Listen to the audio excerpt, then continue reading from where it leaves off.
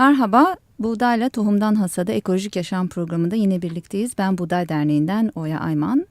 Bugün yurt dışından bir konuğumuz var.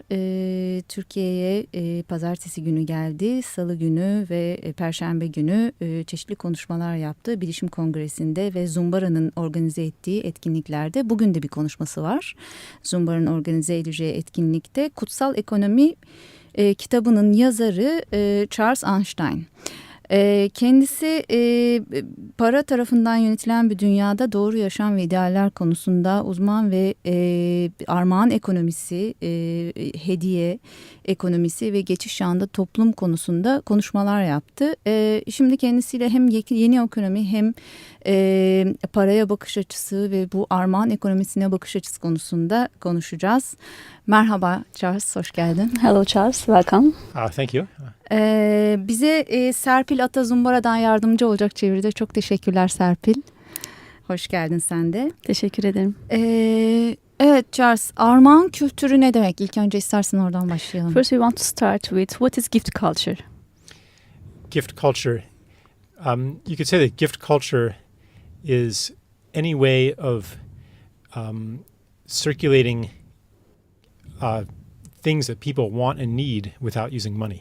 Aslında armağan kültürü temel olarak insanların paraya ihtiyacı olmadan eşyaların ve hizmetlerin ihtiyaçlar doğrultusunda sirkülasyonudur. Evet, biz aslında Anadolu'da buna pek yabancı değiliz. Kentlerde her ne kadar bilinmiyor olsa da artık hatırlanmıyor olsa da. Well, we are familiar to that in Anatolia. Well, in the cities it's not that well known. Bizde hayır denilen bir verme eylemi vardır. İnsanlar belli günlerde bu hayır eylemini yaparlar ve birbirlerine karşılıksız hediyeler verirler. Actually, we have a concept called hayır. It's difficult to translate. In this concept, the people are giving in the certain days of the week and they do the action of giving. Fakat bir sistem düşünüldüğünde bunu bütün bir sisteme, bütün armağan ekonomisini, armağan kültürünü nasıl yayabiliriz? O konuda ne düşünüyor? But if we think in the system wise, how can we expand it to the society in the system, gift culture in the system? How can it happen? Yeah, that's not an easy question. Bu kolay bir soru değil. Evet. But it's not only Anatolia. Every traditional culture is a gift culture. Aslında sadece Anadolu'da değil, her geleneksel kültürde bir armağan kültürü var. And in every country, the more rural, traditional parts of the country, you find more of the gift culture still alive. Ve her ülkede de, her ülkenin kırsal kesiminde daha kırsal oldukça kesim daha çok armağan kültürüne rastlayabiliyorsunuz. And then as you get more modern and more urban, people use money for everything. Ve daha modern oldukça ve daha kentsel hale geldikçe insanlar her şey için parayı kullanır hale geliyor. And they lose their traditions. Ve geleneklerini kaybediyorlar. And soon they don't know each other and they don't need each other anymore. Ve kısa bir zaman sonra birbirlerini tanımıyorlar ve birbirlerine ihtiyaç duymuyorlar. So the big question is, how do we create the good things about gift culture in mass society? Aslında buradaki soru da büyük kitlesel topluluklarda bu armağan kültürünü nasıl genişletebiliriz? And it's not about eliminating money, Ve aslında parayı silmekten bahsetmiyoruz. but it's about reclaiming some parts of life from money. Ancak hayatın bazı kısımlarını paradan tekrar talep etmekten bahsediyoruz. And I could give more examples if you want, or you can.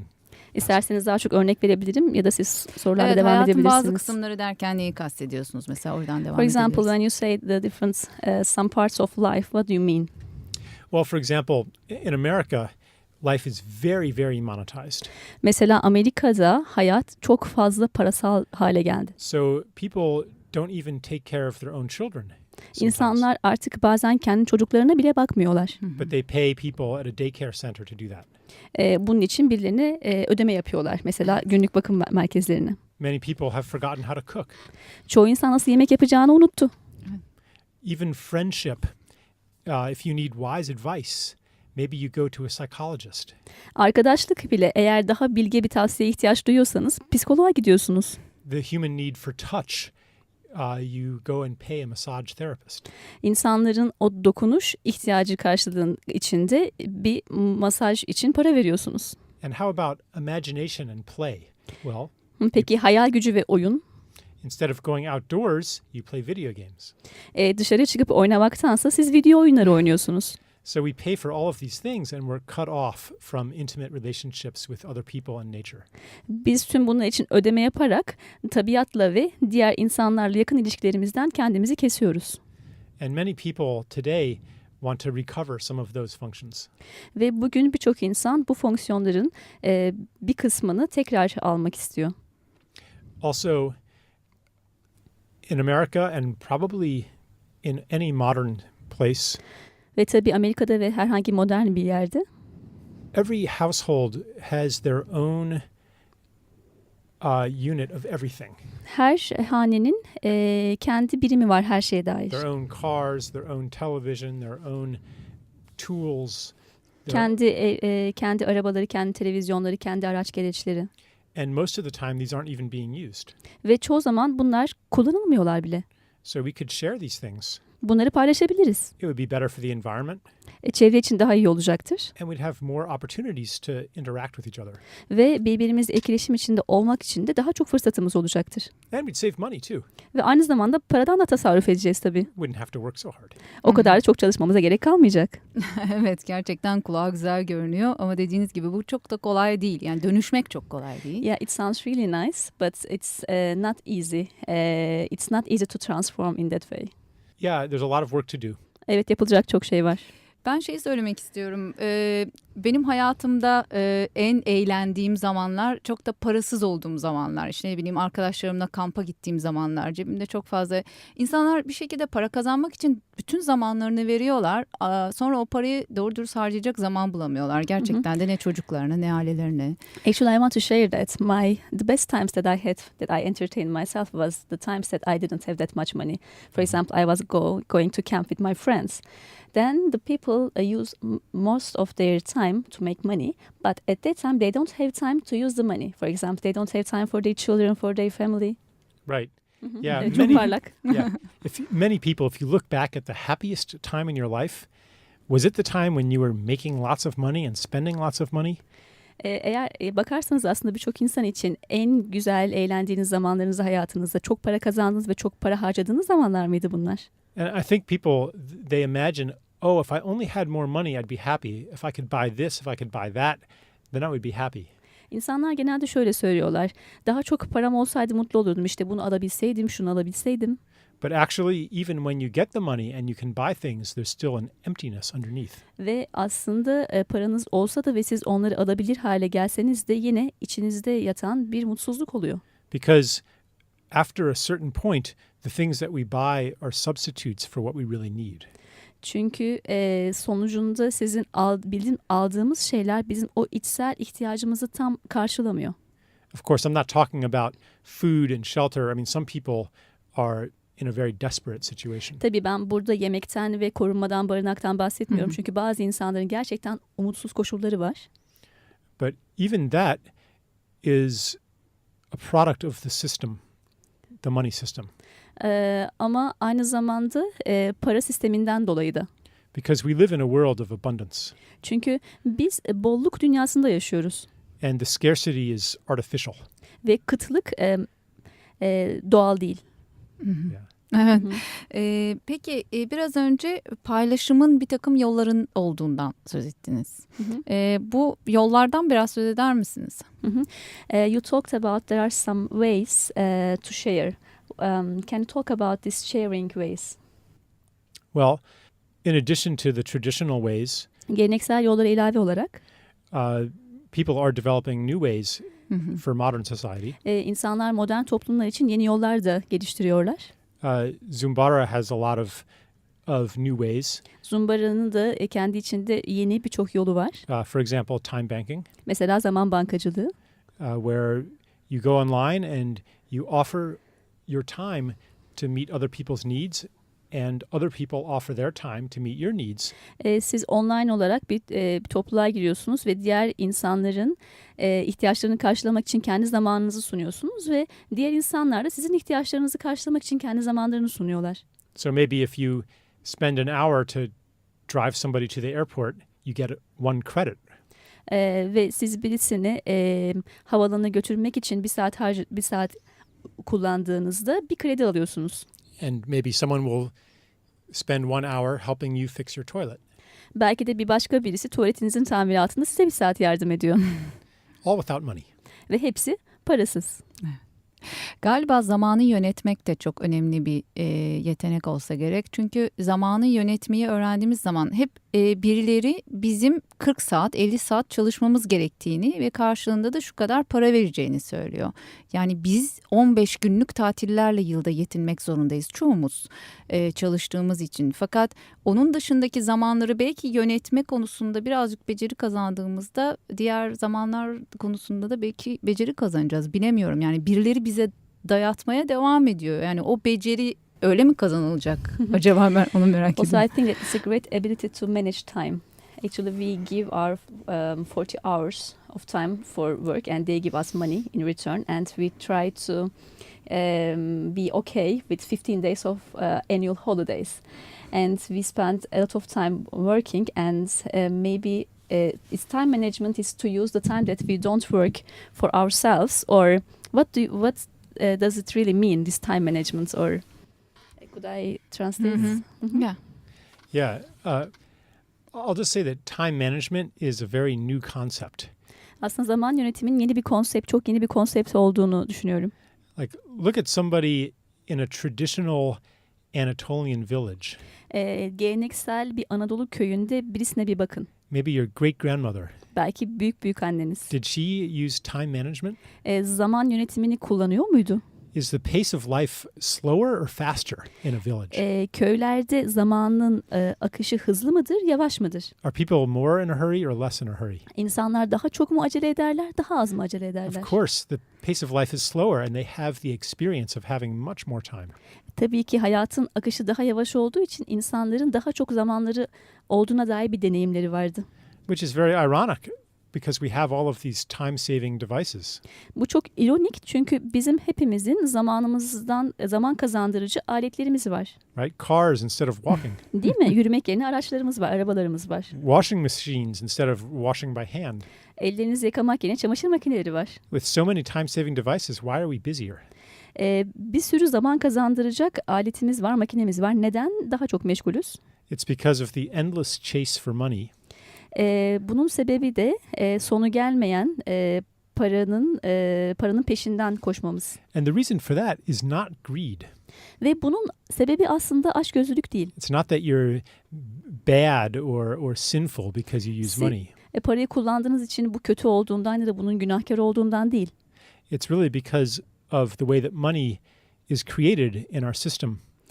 Sadece sistemimize paranın yaratılış tarzından. It's because it's created as debt. Çünkü yaratıldığında debt, no? Debt. Mm-hmm. Debt, Yep. bir borç olarak yaratılıyor. With interest.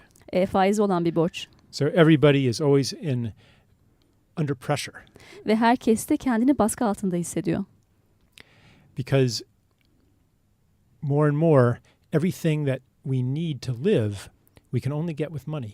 Çünkü artık giderek yaşamak için ihtiyacımız olan her şeye sadece parayla ulaşabilir hale geliyoruz. But in a traditional village, you didn't need money for food. Ama geleneksel bir köyde yiyecek için sizin paraya ihtiyacınız olmaz ki. Because you grew your own food. Çünkü siz kendi yiyeceğinizi kendiniz yetiştiriyorsunuz. You didn't need money for a house either. Ev için de paraya ihtiyacınız yok. Everybody knew how to build a house. Çünkü herkesin kendi inşa ettiği evleri var. Everybody knew how to make clothes. Ve herkes ev yapmayı biliyordu. Herkes kıyafet yapmayı biliyordu. And of course, they cooked their own food, they took care of their own children, they sang their own songs, and they played their own games. Ve kendi yemeklerini pişiriyorlardı. Kendi çocuklarına kendileri bakıyorlardı. Kendi şarkılarını kendileri oynuyorlardı ve kendi oyunlarını da kendileri oynuyorlardı. The money world keeps growing and growing. Para dünyası giderek büyümeye devam ediyor. And to keep it growing, they imagine more and more new ways, new things that you have to pay for. Ve onun büyüyor olarak sağlamak için giderek ödemeniz gereken daha çok şey yaratıyorlar. For example, we were talking about the example of seeds. Mesela tohum örneğinden bahsediyorduk. For thousands of years, farmers have been saving their seeds and planting them the next year. Binlerce yıldır çiftçiler kendi tohumlarını saklıyorlardı ve ertesi yıl onları dikiyorlardı. But now, because of intellectual property and genetic engineering, they have to pay for seeds. Ama şimdi entelektüel mülkiyet hakkından ya da genetik modifikasyondan dolayı tohumlar satın alınmalı. So many people today are becoming worried about this and trying to return seeds to the gift world. Ve birçok kişi bugün artık bu konuda kaygılanıyor ve bu armağan kültürünü, bu tohum kültürüne getirmeye çalışıyor. For example, Vandana Shiva's Seed Freedom Campaign. Mesela Vandana Shiva. Vandana Shiva'nın tohum toplama kampanyası. Yeah. So when we talk about gift, it's not just I give you a present or something like that. It's cultural, it's traditions of hospitality. Aslında bu armağan kültüründen bahsederken ben sana işte bir hediye veriyorum değil. Daha çok geleneksel, daha çok misafirperverlikle ilgili bir şey. It's taking care of each other. Birbirimize bakmak ile ilgili bir şey. And it's also taking care of nature Aynı zamanda tabiata da bakmak and seeing nature as a source of gifts. ve tabiatı da bir armağan kaynağı olarak görmek. If someone gives you a gift and you treat it like trash, you insult the giver. Eğer birisi size bir armağan verdiğinde siz ona bir çöp muamelesi yaptığınızda o armağanı veren kişiyi hakaret edersiniz. Therefore, if we take the gift of nature and we treat it like trash, we're insulting the giver. Aslında biz tabiattan armağan aldığımızda ve ona bir çöp muamelesi yaptığımızda aslında doğaya hakaret ediyoruz. You might even say that it's an insult to God Aslında bir anlamda Tanrı'ya hakaret etmek diyebilirsiniz de. to destroy the environment. Çevreyi yok ederek. So you can see that the concept of gift has many dimensions. Aslında görebildiğiniz gibi armağan konseptinin farklı boyutları var. Evet, gerçekten de insan türü olarak doğadan sürekli alıyoruz. Fakat doğa bize sürekli armağan veriyor. Fakat biz o armağana karşı ona bir çöp muamelesi yapıyoruz ne yazık ki. Yes, really, as the humankind, we all receive from nature and we treat it as a rubbish and we don't really value that. Yeah, and for a long time we thought that it doesn't matter to do that. Ve uzun bir zaman aslında bunu yapmanın pek bir önemi olmadığını düşündük.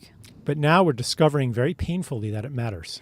Ama aslında artık fark ediyoruz bunun ne kadar önemli olduğunu acı bir şekilde.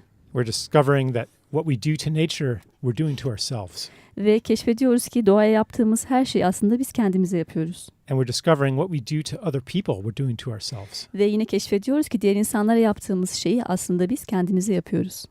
And we're discovering that what we do to another country, we're doing to ourselves. Ve yine keşfediyoruz ki diğer ülkeye yaptığımız bir şeyi aslında biz kendimize yapıyoruz.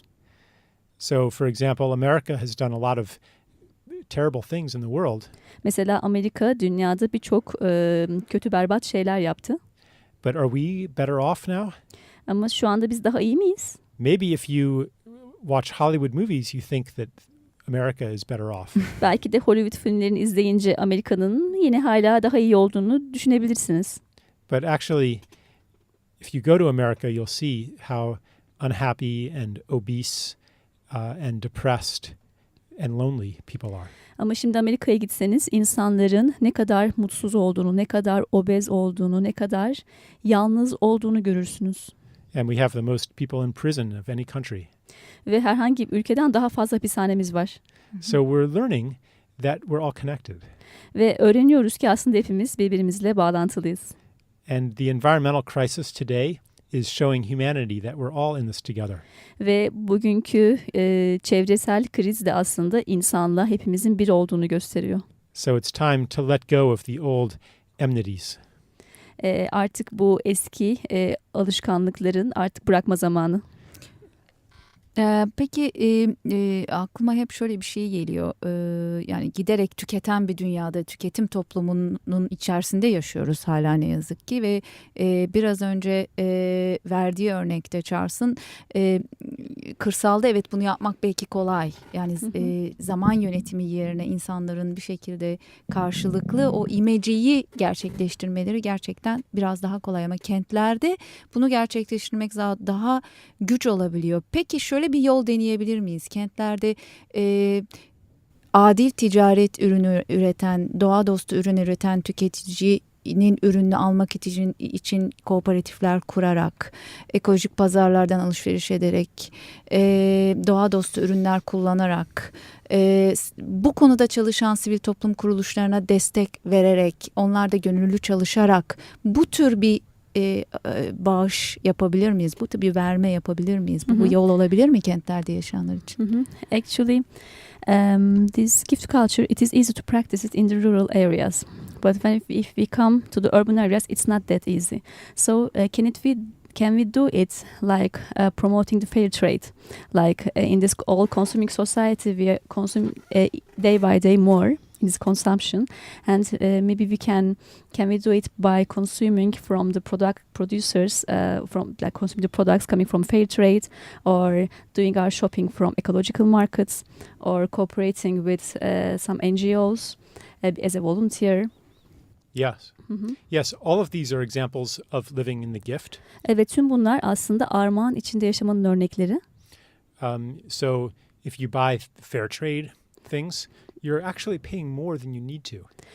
Adi ticaret ürünleri için para ödediğinizde aslında ihtiyacınız olandan daha fazla ödüyorsunuz. Paying more than you need to is a form of gift. Ve ihtiyacınız olandan daha fazlasını ödemek de bir armağan türüdür. Or of course donating your time to a charity. Ya da bir hayır kurumuna zamanınızı bağışlamak. We can also live in the gift in our work.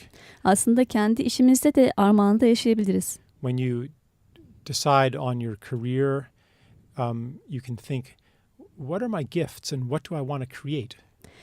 Kariyerinize karar verirken mesela düşünebilirsiniz. Benim kendi armağanlarım neler ve ben neler verebilirim? Instead of how can I make a living? Hayatımı nasıl kazanabilirim diye düşünmek yerine. Because the way the world works, I find that when we really do begin to live in the gift, then the world takes care of us too. Çünkü dünya sisteminde aslında biz gerçekten ne verebiliriz kendi armağanımıza odaklandığımızda dünyanın bize vereceği çok şey var. So it's just a very different way of thinking about the world different than we're taught. Sadece aslında dünyayı düşündüğümüzden daha farklı bir şekilde düşünme meselesi bu. Because we're taught all about how to be competitive. Çünkü biz hepimiz nasıl daha çok rekabetçi oluruz diye düşünüyoruz. Yeah, how to get more for me. Kendim için nasıl daha fazla alabilirim? Evet. Çok teşekkürler. Zamanımızın sonuna geldik. Son olarak eklemek istediği bir şey var mı acaba? Thank you very much. We are coming to the end. Is there anything that you would like to mention as a last word? Well, maybe that if you want to, you can just kind of try it tomorrow. Aslında belki de isterseniz bunu yarın deneyebilirsiniz. Or even today. Ya da bugün And bile. just say to yourself, today I will be aware of what I'm called to give. Bugün ben vermek üzerine ne verebilirim onu düşüneceğim. I'll live in the gift today Ben bugün armağanda olacağım and see what happens. ve bakalım ne göreceğim. Evet, dinleyicilerimize verdiğiniz bu armağan için biz çok teşekkür ederiz. Thank you very much for the gift that you gave to our listeners. Thank you for having me.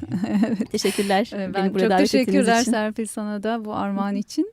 Evet, bu arada Charles Eisenstein'ın Secret Economics, Kutsal Ekonomi adlı kitabının Ekim ayı sonunda Okuyan Us Yayın Evi tarafından Türkçe'ye kazandırılacağını ve yayınlanacağını da ekleyelim. Hepinizi bu programda hemen bugün belki programı dinledikten sonra ne armağan verebilirim diye düşünmeye davet ediyoruz. Ve her zaman olduğu gibi sizi bugün Bakırköy'de, cumartesi günleri Şişli ve Beylikdüzü'nde ve pazar günleri Kartal'da kurulan %100 ekolojik pazarlara davet ediyoruz. Hepiniz sağlıcakla kalın, bol armağanlı günler diliyoruz. Hoşça kalın.